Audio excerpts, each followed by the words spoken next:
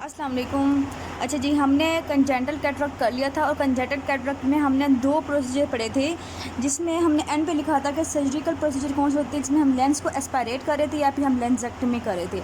और फिर मैंने बताया था आपको कि मैं इसका थोड़ा-सा आपको बताऊँगी, क्योंकि एमसीक्यूज़ ऑफ पॉइंट के लिए इंपॉर्टेंट होते हैं प्रोसीजर्स, इसलिए हम उसकी कुछ-कुछ बातें करते हैं बहुत ही जल्दी-जल्दी, ठीक है। सबसे पहले आपने बात याद रखनी है कि जो लेंस एस्पायरेशन होता है क्या है कि हमने लेंस को जो है ना वो एस्पायरेट कर लेना होता है, बाहर निकाल देना होता है, क्योंकि वो इतना फ्लेक्सिबल होता है, वो इतना जो है सॉफ्ट होता है, हम उसको निकाल लेते होते हैं, ठीक है। अच्छा, अब ये है कि इसमें हम जब लेंस को रिमूव कर लेंगे तो फिर हमने क्या करना है, हमने इंट्राओक्यूलर लेंस इम्प्लांट करना है बाहर से लेकर, ताकि जो बच्चे में है वो बाइनोकुलर विजन जो है ना वो इस्टेब्लिश्ड हो जाए, ठीक है। अच्छा, अब इसकी ना इंडिकेशंस जो है ना वो इम्पॉर्टेंट है। सबसे पहले तो अपने बात याद रखनी है कि जो लेंस एस्पायरेशन करते होते हैं वो हमेशा 30 ईयर से नीचे को ही करते होते हैं, ठीक है। 30 ईयर से नीचे है, चाहे वो कंजेंटल के साथ आया है, चाहे वो ट्रोमेटिक के साथ आया है।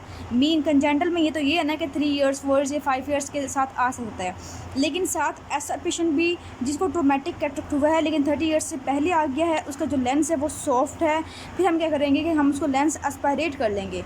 लेंस एस्पायरेट कर जब हम करते होते हैं तो अपनी बात याद रखनी है। सपोज करें कि ये जो है बाहर से ये कॉर्निया है, एक कंजक्टिवा हो गया, ठीक है, और इसके अंदर जो है ये हो गया लेंस, ठीक है, ये हो गया लेंस हो गया इसका, ये इस तरह अटैच है, यहाँ पे जो है ना आरस आ गया, ठीक है। अच्छा, अब ना हमने क्या करना है कि हमने इंसिजन कहाँ देना है, हमने कहाँ से अप्रोच करनी है।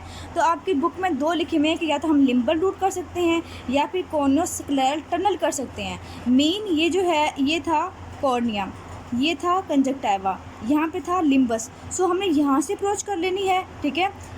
सो यहाँ से अप्रोच कर लेनी है, या फिर हम क्या करेंगे, यहाँ पे हम टनल बनाएंगे एक, जैसे कॉर्नियोस्क्लेरल टनल कहते होते हैं। इससे क्या होता है कॉर्नियोस्क्लेरल टनल से कि हमने अप्रोच करनी होती है कहाँ पे, लेंस की तरफ करनी होती है। अच्छा, लेंस में हमने क्या करना है कि हमने जो है ना इसमें लेंस को एस्पायरेट करना है अंटीरियर कैप्सूल को हटा के। जब हम यहाँ से अप्रोच कर लेंगे, अप्रोच करने के बाद हम थोड़ी सी आयरेक्टमी करते थे, मतलब आयरस को भी रिमूव करते थे ताकि वो रास्ते में ना आए। रिमूव करने के बाद हमने लेंस में क्या करना है कि अंटीरियर जो कैप्सूल जो अंटीरियर कैप्सूल था उसको हम पहले हटाएंगे, ठीक है। इसको हटाने के बाद फिर हमने लेंस को एस्पायरेट कर लेना है, लेंस के मटीरियल को बाहर निकाल देना है। अच्छा, से मोस्टली केसेस में हम पोस्टीरियर कैप्सूल को जो है ना वो छोड़ देते हैं वहाँ पर। अच्छा, आपने बात याद रखनी है, मैंने बताया था आपको कि अगर सपोज करें कि ये जो कॉर्निया है और ये जो था यहाँ पे था आयरस और यहाँ पे लेंस आ गया, ठीक है। सो ये था एंटीरियर चैम्बर, ये था पोस्टीरियर चैम्बर, यही था हमने किया था। अब वो कहते हैं कि आपने जो बाहर से लेंस लेके आना है, इंट्राओक्यूलर लेंस इम्प्लांट करना है, वो आपने कहाँ इंसर्ट करना है। तो ये आपका एमसीक्यू ऑफ पॉइंट है कि आपने हमेशा इंसर्ट करना होता है पोस्टीरियर चैम्बर में। क्यों? क्योंकि आप ये सोच रहे होंगे कि ज़ाहिर सी बात है कि पीछे लेंस अगर पीछे पड़ा है तो हमने पीछे ही डालना है, हमने पोस्टीरियर में ही डालना है, लेकिन ऐसा नहीं होता। कई दफ़ा जो है ना लेंस को यहाँ भी जो है ना इम्प्लांट करना पड़ता है, बिल्कुल आरएस के आगे, मतलब एंटीरियर चैम्बर में भी ये ना कर देते होते हैं। इसलिए वो कहते हैं कि प्रेफरेबल या फिर मोस्ट जो अच्छा प्रोसीजर है वो कौन सा है, उसमें हम करते होते हैं लेंस को पोस्टीरियर चैम्बर में इंसर्ट करते होते हैं, ठीक है। यहाँ पे करते होते हैं क्योंकि लेंस की जगह भी यहाँ पे थी और यहाँ पे कैप्सूल को हमने रख दिया है, रखने के बाद हम बाहर से जो है वो यहाँ पे लेंस इम्प्लांट कर देंगे। लेकिन बहुत से केसेस में ये होता है कि जब हमने पीछे वाला कैप्सूल जो है वो हमने छोड़ दिया, मतलब वो हमने नहीं रिमूव किया, वो रिमूव ना करने की वजह से क्या होता है कि उसकी वजह से ना दोबारा से ओपेसिटी डेवलप कर सकती है, दोबारा से ओपेसिटी डेवलप कर सकती है। ये कहते हैं अगर हमने इसको बचना है कि दोबारा से ओपेसिटी डेवलप ना हो तो हम पोस्टीरियर कैप्सूल को भी निकाल देते हैं और उसके बाद जो है ना हमने इंसर्ट करना होता है। अच्छा, हमने जो ये इंसिजन दिया है इसमें हमने सूचर प्लेस करने हैं, ठीक है। हम आगे एक और प्रोसीजर पढ़ेंगे जिसमें सूचर के बगैर होता है, इसमें नायलॉन का सूचर होता है। ये भी आपका एमसीक्यू पॉइंट है कि नायलॉन सूचर जो होते हैं 10-0 के, वो हम इम्प्लांट करते होते हैं इसके अंदर, ठीक है। अब हमने क्या कर लिया कि हाँ जी हमने कर लिया। एक और बात कि आपके मैंने बताना है इंडिकेशंस जो है वो क्या क्या हैं, मतलब कब कब जो है हमने लेंस एस्पायरेशन करनी है, जब लेंस जो है वो कम्प्लीटली ओपेक हो जाए, ठीक है। प्यूपल जो है वो रिएक्ट ना करे, मतलब जो आरएस वो है वो डायलेट ना करे प्यूपल, या फिर स्क्रीन डेवलप कर जाए और निस्टैग्मस डेवलप कर जाए। हमने यही बात की थी ना कि बच्चा प्रेजेंट करेगा स्क्रीन के साथ, बच्चा प्रेजेंट करेगा निस्टैग्मस के साथ, ठीक है। तो ये सब अगर प्रॉब्लम होगी बच्चे में, कम्प्लीटली ओपेसिफिकेशन होगी, तो हम लेंस एस्पायरेशन कर देते होते हैं। इसके बाद लिखा हुआ है कॉम्प्लिकेशन। तो कॉम्प्लिकेशन बता दिया आपको कि अगर पोस्टीरियर कैप्सूल अगर हम छोड़ देंगे तो उसकी ओपेसिफिकेशन दोबारा हो सकती है। इसके अलावा वो कह रहे हैं कि सेकेंडरी मेम्ब्रेन बन सकती है। सेकेंडरी मेम्ब्रेन जो बनेगी वो यहाँ पे प्यूपल की एरिया बनेगी। प्यूपल की एरिया पे बनने की वजह से हमने इसको रिमूव कैसे करना है, हमने इसे रिमूव करना है एंटी यॉग लेज़र से। ये एंटी योग लेज़र इंपॉर्टेंट है, आगे भी आपका एक एमसीक्यू जाएगा फेकोमल्सिफिकेशन में, वहाँ पे भी अपने नोट करना है इसको। इसके अलावा जो है ना ग्लाउकोमा डेवलप कर सकता है। आपको पता है कि जब यहाँ पे ब्लॉक हो जाएगा, या अगर हम सपोज के लिए लेंस इम्प्लांट करते हैं, यहाँ पे लेंस डालते हैं नया वाला, तो वो क्या करेगा, वो आगे आ सकता है। आगे आने की वजह से ये ब्लॉक हो जाएगा। ब्लॉक होने की वजह से जो ड्रेनेज हो रही थी मेन यहाँ से जो है ना प्रोडक्शन हो रही थी, प्रोडक्शन के बाद यहाँ पर जो है फ्लूइड जा रहा था, ठीक है, एक्वस ह्यूमर, और जाने के बाद जो है ना वहाँ पर ड्रेन हो रहा था। जब ये रास्ता ही ब्लॉक हो जाएगा तो ग्लाउकोमा डेवलप भी कर सकता है। ये भी इसकी कॉम्प्लिकेशंस हैं, ठीक है, ये आपने याद रखनी है। एक और पॉइंट आप इसमें नोट कर लें, आपकी बुक में लिखा हुआ है, जो कि मैं अपने इसको पूरे को पूरा ना सिर्फ जस्ट एक दफ़ा रीड करना है लास्ट में। एक और बात कि इसमें है ना हमने सब कंजक्टाइवल ऑपरेट करने के बाद सब कंजक्टाइवल जो है ना वो इंजेक्शन देना होता है। ये आपने आगे भी पढ़ना है, ठीक है, मैंने आपको यही बता दिया है। जब भी कोई आँख का ऑपरेशन होता है जिसमें हम आइज़ को थोड़ी सी ओपनिंग करनी होती है, उसमें हमने लास्ट में जो है ना एंटीबायोटिक के इंजेक्शन देने होते हैं। क्योंकि जो है पैनोप्थेल्माइटिस ना हो जाए, एंडोप्थेल्माइटिस ना हो जाए। कैटरेक्ट ऑपरेशन के बाद हमेशा मतलब जो है ना एंडोप्थेल्माइटिस हो जाता है। मीन लेंस की जो एंटीरियर स्ट्रक्चर होता है उसकी जो है इन्फ्लामेशन हो सकती है, और वो बहुत सीवियर होता है और आँख को बहुत इफ़ेक्ट करता है, और एंडोप्थेल्माइटिस के बाद वो पैनोप्थेल्माइटिस में भी कन्वर्ट हो सकता है। इसलिए हमने सब कंजक्टिवल जेंटामाइसिन या फिर आप कह सकते हैं कि डेक्सामेथासोन का इंजेक्शन जो है पोस्ट ऑपरेटिव दे सकते हैं। ये आपका एमसीक्यू से पॉइंट है, ठीक है। तो आपको समझ आ रही होगी मैंने ये क्यों करवा रही हूँ, क्योंकि आपके एमसीक्यू पॉइंट है और ये क्लियर नहीं होते, क्योंकि बच्चे जो हैं वो कहते हैं कि हमने मतलब मोस्टली होता है कि ये क्रॉस करवा देते हैं, ठीक है। क्रॉस करने की वजह से क्या होता है कि आपकी जो कंसेप्ट है वो डेवलप नहीं करता। सो आपने लाजमी इनको रीड करना है। एक और पॉइंट भी है वो आप आगे भी पढ़ेंगे, लेकिन फिलहाल बता देती हूँ कि इंट्राओक्यूलर जो लेंस होते हैं वो कौन से होते हैं। वो कहते हैं कि थोड़े से हार्ड भी होते हैं और सॉफ्ट भी होते हैं। जब हम इसमें प्लेस करते हैं वो हम करते हैं पॉलीमिथाइल मेथ एक्राइलेट, ठीक है, जो कि हेपारिन से कोटेड होता है। इसको हम इम्प्लांट करते होते हैं किसके अंदर, आइज़ के अंदर। अच्छा बच्चों, नेक्स्ट आपका है लेंसेक्टमी। लेंसेक्टमी मैंने बताया आपको कि अगर सपोज करें ये कॉर्निया है, ये कंजक्टिवा है, और ये जो है ना ये लेंस पड़ा है, ठीक है, और यहाँ पे जो है ये RSR है इस तरह से, और ये जो है अटैच है जोन्यूल्स फाइबर्स के साथ। अब है ना होता ये है कि अगर हम लेंसेक्टमी करना है तो हमने कहाँ से अप्रोच करनी है। वहाँ हम कर रहे थे लिम्बल रूट से या फिर कॉर्नियोस्क्लेरल टनल बना रहे थे, इसके अंदर टनल नहीं बनाते होते। इसके अंदर हमने अप्रोच करनी होती है कहाँ से, पार्स प्लाना से। अब पार्स प्लाना क्या होता है ये आप पहले पढ़ के आई हैं कि जो सबसे पहले है सीलरी बॉडी, ठीक है। सीलरी बॉडी के जो थे वो 2 पार्ट थे। सीलरी बॉडी के 2 पार्ट कौन से थे, इस तरह से ये टोटल थी तकरीबन 6 मिलीमीटर थी। हमने बताया था कि इसमें से तो 2 मिलीमीटर होती है, वो कौन सी होती है, वो होती है पार्स प्लाकेटा, और जो पेरिफेरी पे 4 मिलीमीटर होती है उसे हम कहते हैं पार्स प्लाना। और हमने ये बात की थी कि इसमें ब्लड वेसल्स होते हैं, इसमें नहीं होते, ठीक है, यही बात की थी। और हमने ये बात की थी कि हम यहाँ से अप्रोच कर सकते हैं आई के अंदर। हमने ये करना है कि हमने पार्स प्लाना के रीजन से जो है हमने करना है, अप्रोच करनी है। अप्रोच करने के बाद हमने क्या करना है कि हमने एक तो लेंस के एंटीरियर कैप्सूल को रिमूव करना है, फिर पूरे लेंस को रिमूव कर देना है। लेंस रिमूव करने के बाद पोस्टीरियर पार्ट को भी रिमूव कर देना है। इस सब को रिमूव करने के बाद यहाँ पे क्या पड़ा हुआ था, विट्रस, ठीक है, ऐसे ही यहाँ विट्रस पड़ा है। हमने अंटीरियर पार्ट ऑफ विट्रस को भी रिमूव करना होता है, इसलिए हमने ये पूरे के पूरे पार्ट को जो है ना वो बाहर लेके आ जाते होते हैं, ठीक है। इसे हम कहते होते हैं लेंसेक्टमी। और वो कहते हैं कि ये हम कब करते होते हैं और किस केसेस में करते होते हैं, इंडिकेशंस मेनली क्या है। भी चाइल्डहुड कैटरेक्ट होते हैं उसमें हम लेंसेक्टमी कर सकते हैं। तब हमने लेंस एस्पायरेशन के बाद हमने ये लिखा था। एक और बात कि लेंस एस्पायरेशन जब हम करते होते हैं, लेंस को हम रिमूव बाहर कर देते हैं, तो उसमें इंट्राओक्यूलर लेंस 2 ईयर्स से पहले बच्चे को नहीं लगाते होते। अगर हमने 2 ईयर से पहले इंट्राओक्यूलर लेंस डाल दिया, डालने की वजह से क्या होगा कि पोस्टीरियर जो कैप्सूल है वो ग्रो करता रहता है। ग्रो करने की वजह से बाद में ओपेसिटी डेवलप कर सकती है।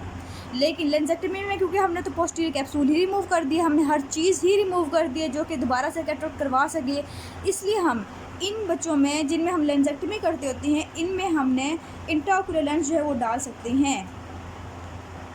अच्छा, अब वो कहते हैं कि आगे उन्होंने एट द एंड लिखा हुआ है कि हम ऐसे करते होते हैं कि जो पेरिफेरी पे लेंस कैप्सूल का पेरिफेरी पार्ट ये वाला होता है जो कि लेंस जोन्यूल से अटैच होता है, हम थोड़ा हल्का फुल्का पार्ट जो है ना वो छोड़ देते हैं। वो क्यों छोड़ते हैं, ताकि जब हम लेंस इम्प्लांट करें अंदर तो हमें एक प्रॉपर जगह मिल जाए ताकि वो यहाँ पे बिल्कुल ठहर जाए, ठीक है। ऐसे तो ना हो गया हमने हर चीज़ ख़त्म कर दी तो उसको सपोर्ट सिस्टम ही ना हो तो जैसे बात ड्रॉप कर सकता है पीछे विट्रस के अंदर, इसलिए हमने इसके अंदर थोड़ा सा बचा देना होता है। इसके अलावा अगर इंडिकेशंस की बात करें और कौन कौन सी होती हैं, तो वो कहते हैं कि एंटीरियर यूवियाटस मतलब यूवियल ट्रैक इन्फ्लेमेशन की वजह से जो है ना कैटरेक्ट डेवलप कर सकता है, उस केस में भी हम ये कर सकते हैं। इसके अलावा जो रुबेला होता है, ठीक है, रुबेला के अंदर भी टोटल कैटरेक्ट ही डेवलप करता है, मैंने बताया था आपको।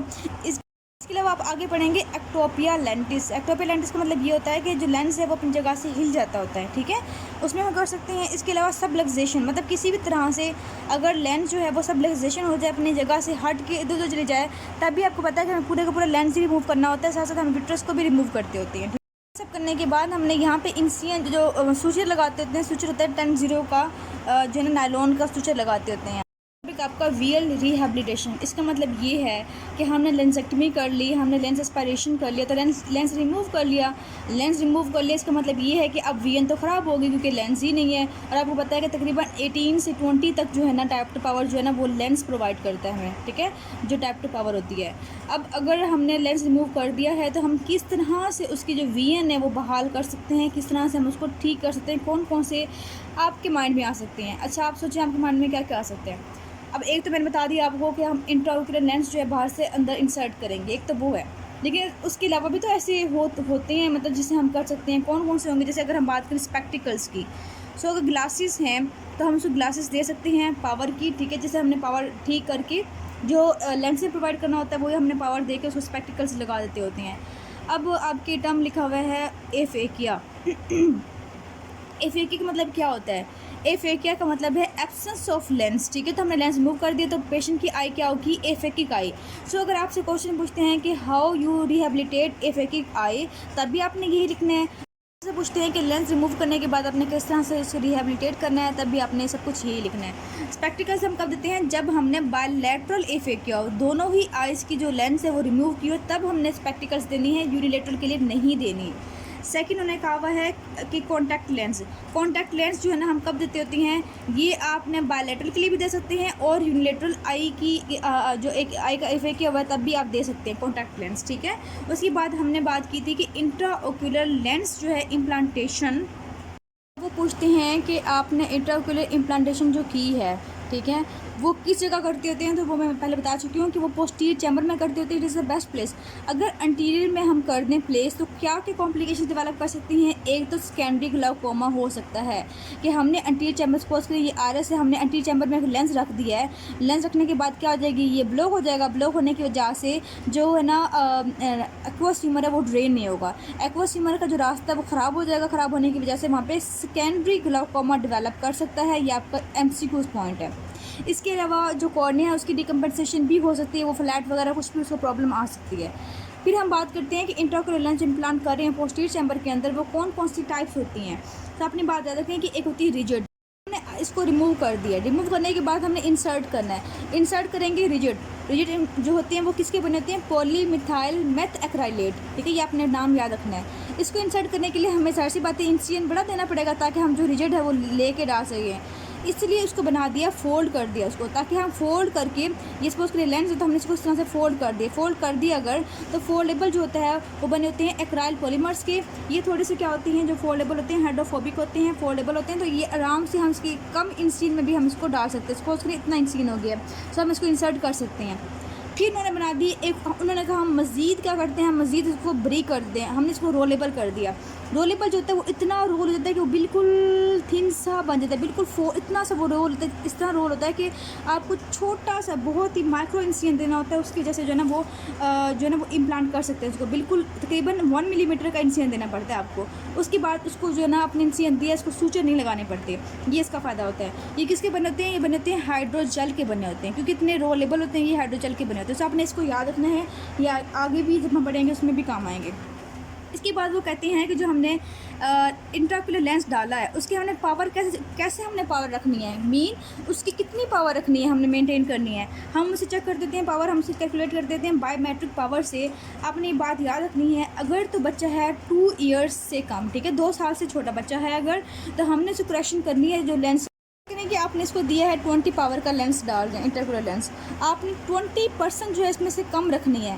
अगर उसकी जो पावर लेंस की थी वो 20 पावर से सपोज करें और हमने इंट्राओक्यूलर लेंस डाल रहे हैं, तो इंट्राओक्यूलर लेंस हमने 20% पावर का कम रखना है, मतलब इसको हमने 16 कर देना है। फिर 16 पावर का जो है हमने लेना है इंट्राओक्यूलर लेंस और वो इंसर्ट कर देना है 2 ईयर से कम अगर बच्चा है तो। और अगर बच्चे हैं 2 से 8 साल का बच्चा है अगर सपोज़ करें, तब हमने क्या करना है, हमें 10% कम करना है। सपोज़ करें कि अगर मैं इसको दे रही हूँ 20, अगर इसका लेंस जो है वो 20 पावर का सपोज़ करें है, और उसको हमने कम करना है कितना, हमने इसको कम करना है 18 पे लाना है। सो मैं अगर 2 से 8 साल का बच्चा है तो मैंने 18 पावर का जो है वो इंट्राओकुलर लेंस इम्प्लांट करना है। आपको बात समझ आ गई होगी, आई होप सो। अच्छा, इसके अलावा वो कहते हैं अगर सपोज़ करें कि अगर एक जो आई है, एक आई का प्रॉब्लम है और उस आई में जो एम्ब्लायोपिया हो गया, तो फिर हम क्या करेंगे, तो ये आपकी एम्ब्लायोपिया में हम पढ़ेंगे कि एम्ब्लायोपिया जब पेशेंट को हो जाता है, जिसमें जो होती है विजन ख़राब होती है पेशेंट की। एम्ब्लायोपिया जो होती है वो होती है आपकी आइज़ के, बच्चों की जो आइज़ होती है उनमें लेजीनेस डेवलप कर जाती है, मतलब वो बाइनोकुलर विजन जो होती है वो नहीं डेवलप कर सकती। सो इसको करेक्ट करने के लिए हमने इसकी बेटर आई होती है, मतलब सपोज करें इसमें एम्ब्लायोपिया है, ये इसमें एम्ब्लायोपिया नहीं है, इसमें एम्ब्लायोपिया है, इसमें नहीं है, तो जो आँख बेटर है जिसमें एम्ब्लायोपिया नहीं है, जो बेटर आँख है उसको हम एक्लूड कर देंगे। एक्लूड कर देंगे तो जो बच्चा है वो दूसरी आँख यूज़ करेगा, दूसरी आँख यूज़ करेगा तो उसमें जो विजन है वो बेहतर हो जाएगी, उसमें जो प्रॉब्लम है वो ठीक हो जाएगी। ठीक है, तो ये आपका था, ये आप जस्ट एक दफ़ा रीड कर लेंगे, बहुत इंपॉर्टेंट है एमसीक्यू पॉइंट के लिहाज से।